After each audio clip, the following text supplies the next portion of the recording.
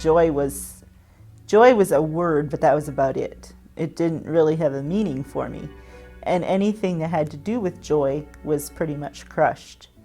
It was almost like the religious system I was in, they didn't want you to be too happy. It was important that you didn't have too much pleasure.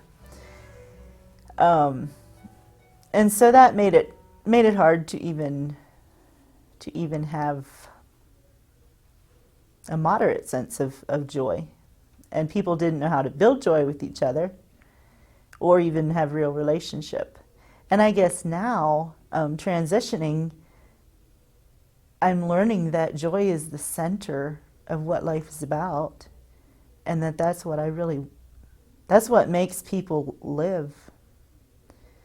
And it's what's giving me strength. The relationships that I'm building that are based on joy are tremendously strengthening.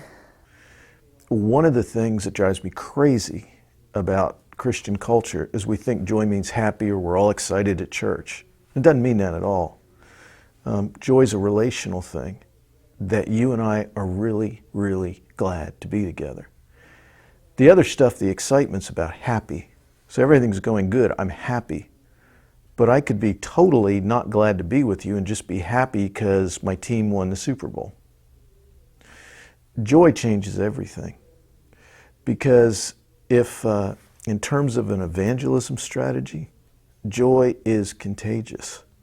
Because when I'm glad to be with people, I create a place for them to be with me. It's like an open invitation for people to be with me. And that is how Jesus lived. I mean, he didn't go around trying to convince people that they should be with him.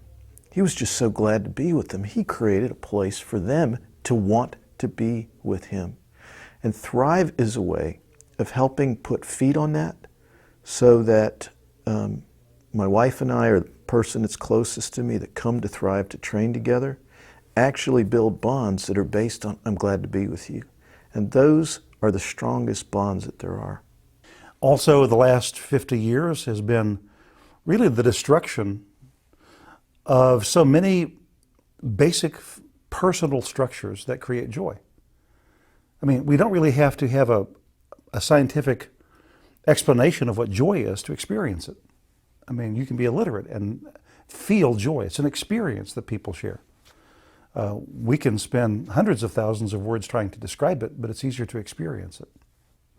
So I think that's kind of where we got off. And I think in the Christian faith, we have tended to go towards a very academic, very doctrinal type of thing. And good doctrine is important. But when it says renew your mind, it's not just talking about the left half. Well, the main reason that it works so well is that it addresses the number one need of all humanity, which is belonging. And the fact that God created us to belong to one another, to belong to Him and to one another, and joy is at the heart of belonging. And you can go into any setting and any culture, and the need to belong and that ache in their heart to belong to God and to others, the value of family. If it's not joy-centered, then it's a nightmare. And every culture has that need. And that's why this model was created, to be able to address that need and to bring resources and to the heart of the matter in all cultures and all people.